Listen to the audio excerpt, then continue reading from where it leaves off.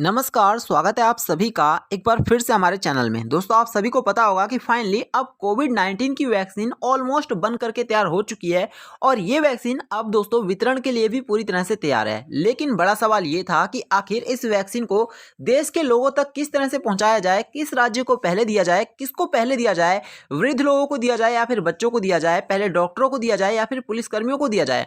ये सारे सवाल थे दोस्तों, जिसके जवाब मिलना बहुत मुश्किल था। लेकिन आपको बता दें कि इसी बीच सरकार ने राज्यों से कहा है कि कोरोना वैक्सीन लगाने के लिए चुनावी प्रतिक्रिया का इस्तेमाल किया जाए, यानी कि जिस तरह से इलेक्शन होता है ठीक उसी तरह से चुनाव किया जाए और उसके बाद देखा जाए कि किस राज्य में सबसे पहले वैक्सीन की जरूरत है। मैं आपको बताता हूं कि पूरी खबर है क्या।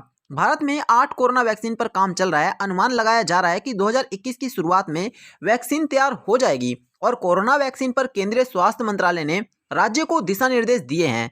केंद्रीय स्वास्थ्य मंत्रालय ने कहा है कि कोरोना वायरस टीकाकरण अभियान देश में चुनाव प्रक्रिया का समान होगा। सूत्रों के अनुसार लोकसभा चुनाव और विधानसभा चुनाव में तैयार की गई वोटर लिस्ट के आधार पर 50 वर्ष से अधिक उम्र वाले लोगों की पहचान की जाएगी। कोविन नाम के डिजिटल प्लेटफॉर्म के जरिए लाभार्थियों को ट्रैक किया जाएगा। इस प्लेटफॉर्म पर सभी जानकारी रियल टाइम में अपडेट की जाएंगी। वैक्सीनेशन साइट पर केवल उन्हीं लाभार्थियों का टीका किया जाएगा जो प्राथमिकता के आधार पर पहले ही रजिस्टर हो चुके हैं।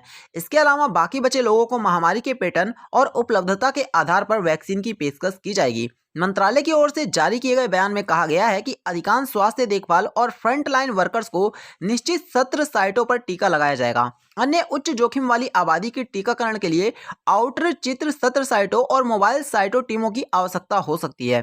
साथ ही राज्य संघ राज्य क्षेत्र टीकाकरण के लिए विशिष्ट दिनों की पहचान कर सकते हैं। कोरोना वैक्सीन पर केंद्र सरकार ने सभी राज्य सरकारों और केंद्र शासित प्रदेशों को ऑपरेशन गाइडलाइंस के मुताबिक एक वैक्सीन साइट पर एक सत्र में अधिकतम 100 लाभार्थियों को वैक्सीन देने की उम्मीद की है। लेकिन अगर किसी वैक्सीनेशन साइट पर पर्याप्त लॉजिस्टिक और वेटिंग रूम्स, ऑब्जर्वेशन रूम के साथ क्राउड मैनेजमेंट की सुविधा भी है तो एक और वैक्सीनेटर ऑफिस जोड़ करके 200 लोगों के लिए दिन में वैक्सीन सत्र किया जा सकता है। तो पूरी तरह से दोस्तों इस बात पर चर्चा चल रही है कि आने वाले दिनों में किस तरह से वैक्सीन का वितरण किया जाएगा। अब इसमें दोस्तों एक तरह ये गवर्नमेंट ने दिया है कि जिस तरह से चुनाव किया जाता है पहले वो कराया जाए और उसके बाद वैक्सीन वितरण कराया जाए। अब देखना है कि गवर्नमेंट इस पर आगे क्या डिस्कशन लेती है। तो यही था वीडियो में। वीडियो को लाइक करना, शेयर करना और चैनल को सब्सक्राइब करना। धन्यवाद।